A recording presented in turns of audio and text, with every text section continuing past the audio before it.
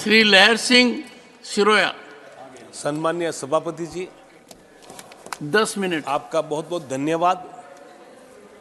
मेरा अहोभाग्य है कि मैं आदरणीय महामहिम राष्ट्रपति जी के अभिभाषण के धन्यवाद प्रस्ताव पर बोलने के लिए खड़ा हुआ हूं।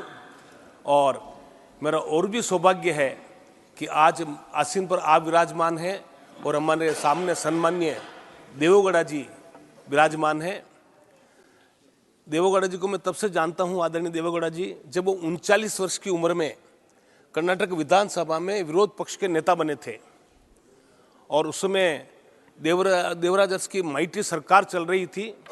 उसमें जब हम देवेगौड़ा जी का रूप देखते थे, 39 वर्ष के एक युवक, उस दिन से हमारी आदर्श हैं और मैं आपके माध्यम से उनको भी आज प्रणाम करता मेरी अपनी बात प्रारंभ करता हूँ। आदरणीय अध्यक्ष जी, महामहिम के भाषण के बारे में काफ़ी कुछ कहा जा चुका है और काफ़ी कुछ कहा जाएगा। मैं बहुत विस्तार से इसमें नहीं जाना चाहूँगा। मैं ये जरूर निवेदन करना चाहूँगा कि 10 वर्षों की उपलब्धियों का निचोड़ इसमें बड़े अच्छे तरीके से, सर्वांगीण तरीके से कहा गया है। इसमें हमारी आदरणीय प्रधानमंत्री की सोच दर्शित होती है।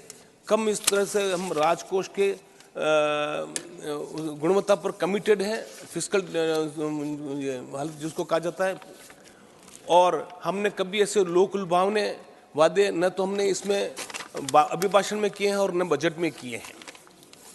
और ये जो अभिभाषण जो था, आत्मविश्वास से भरी हुई सरकार का, आत्मविश्वास से भरी हुई पार्टी का और आत्मविश्वास से भरे हुए प्रधानमंत्री का व्यक्तित्व है। और ये पूरा दर्शाता है कि जैसे मोदी जी हैं तो मुमकिन है, और मोदी जी की गारंटी सर्वव्यापी है और पूरा देश इस पर विश्वास करने लग रहा है। और ये यह भी दिखाता है कि देश के कोने कोने में हर व्यक्ति तक ये पहुंचा है। ये हमारी जो उपलब्धियां हैं, चाहे भौगोलिक आधार पर हो, चाहे जाति के आधार पर हो, चाहे क्षेत्र के आधार पर हो, और किसी वर्ग के आधार पर हो, ये सब तक पहुंचा है। और उनका जात पात से उठकर जो उनका ये रहा है, गरीब, युवा, महिला और किसान, इसमें 80% लोग इसमें आ जाते हैं। तो ये सबके साथ सबका विकास और सबके प्रयास का एक बड़ा जीता जागता उदाहरण है। और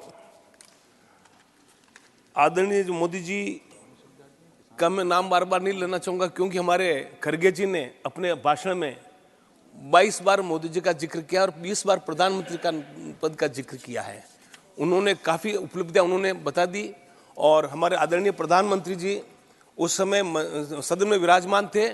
उन्होंने पूरा भाषण उनका सुना, शुरुआत से लेकर अंतिम तक।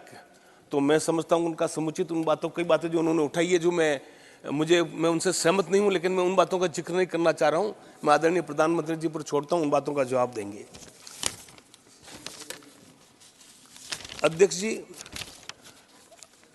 मैं राजस्थान का हूँ मूल, और आप वहाँ विराजमान इस पद पर हमें बड़ा अच्छा लगता है। और जब मैं, क्योंकि कर्मभूमि मेरा कर्नाटक रहा है, तो आदरणीय निजलिंगप्पा जी जब इसके देश के सर्वोच्च पद पर आए थे, ग्रांड ओल्ड पार्टी कांग्रेस के अध्यक्ष बनकर आए थे, हमें बड़ा गर्व हुआ था कि हमारा जो मुख्यमंत्री रहा प्रदेश का, हालांकि उस समय भी मैं जनसंघ में था, तो हमें बड़ा गर्व महसूस हुआ कि आदरणीय निजलिंगप्पा जी देश में गए हैं। आदरणीय अध्यक्ष जी, मुझे समझ में नहीं आता है कि जब कर्नाटक की बात आती है तो कांग्रेस के केंद्रीय नेतृत्व में ये सौतेला व्यवहार कर्नाटक के प्रति क्यों होता है। निजलिंगप्पा जी ने अच्छी पार्टी चला रहे थे, उनके कार्यकाल में कई सरकारें बनी, पता नहीं क्या हो गया, ये परिवार क्यों नाराज हो गया।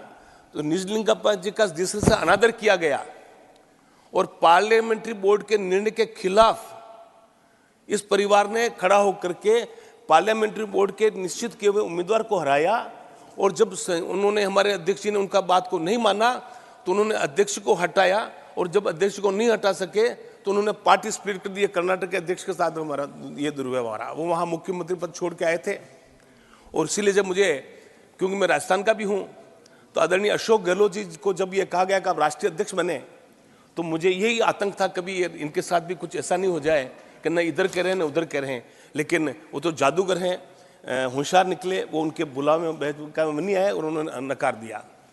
दूसरा उदाहरण है हमारे माननीय जब हमारे सदस्य, सर थोड़ा तुम्हें एक मेरा मैडम स्पीच समझ लीजिए एक सेकंड, सर, प्लीज सर, जब मैं हमारी पार्टी मेरी मदद करेगी एक सर। सेकंड, जब सर, मैं अब दूसरा जो बता रहा हूँ सर, मैं बहुत महत्वपूर्ण बात है। एक सेकंड, जब मैं राजस्थान विधानसभा को संबोधित कर रहा था और माननीय अशोक गहलोत जी मुख्यमंत्री थे, तब उन्होंने मुझे जादूगर कहा और उन्होंने कहा कि यह जादूगरी बड़ी कारगर साबित हुई।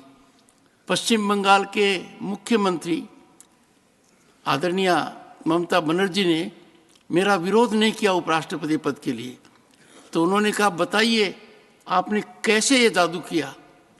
मैंने कहा ये अंदर की बात है।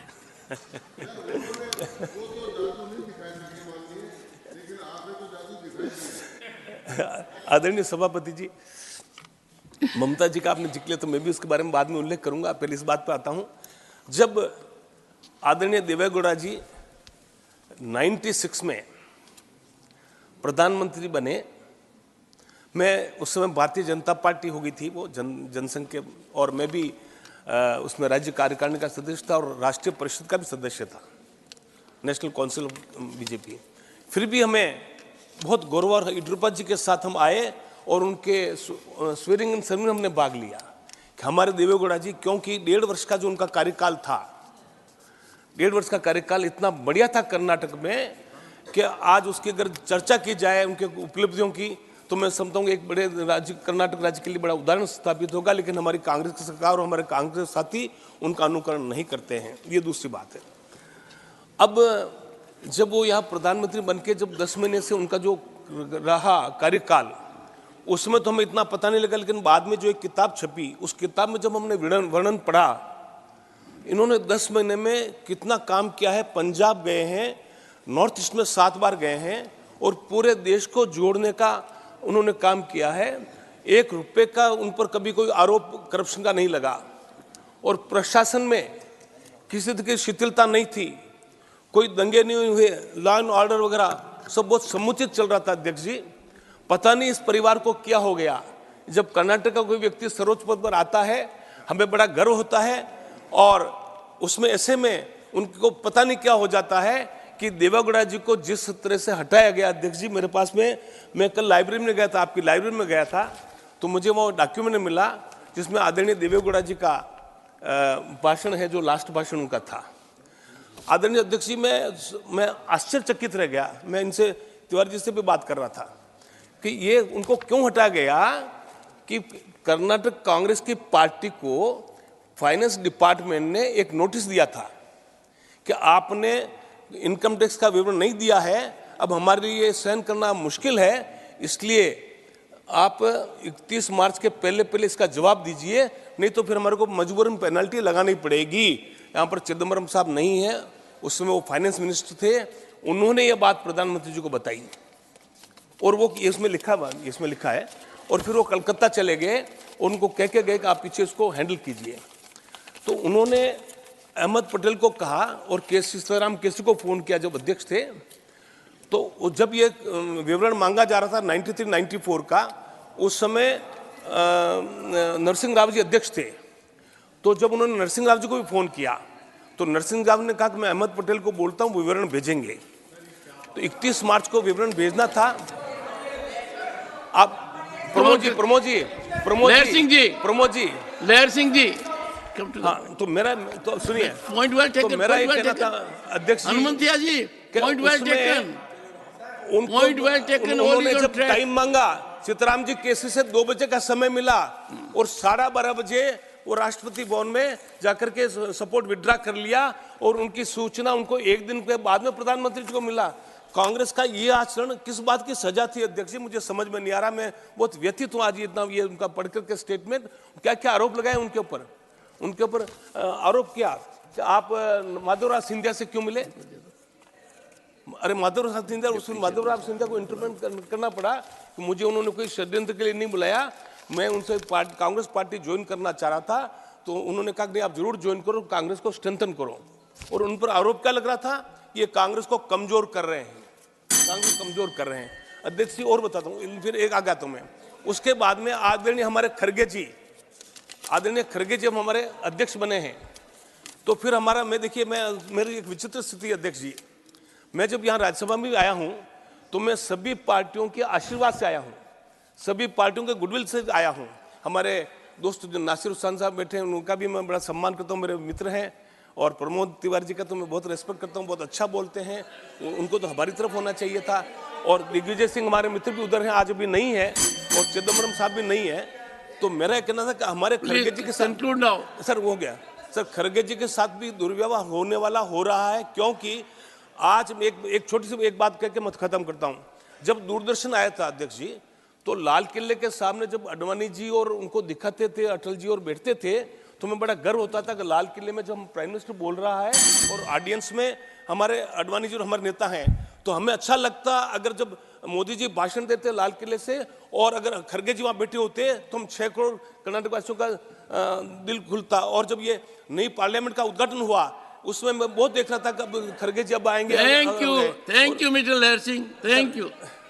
तो मैं कॉन्क्लूड करता हूं सर। तो इसलिए मैं समझता हूं कांग्रेस अपने आचरण को दुरुस्त करे और कर्नाटक के नेताओं का जो अपमान कर रही आगे नहीं करे। और मैं समझता हूं खड़गे जी के साथ तो पूरा वो इस तरह का कोई दुर्व्यवहार नहीं करेंगे और उनको आराम से काम करने देंगे। धन्यवाद।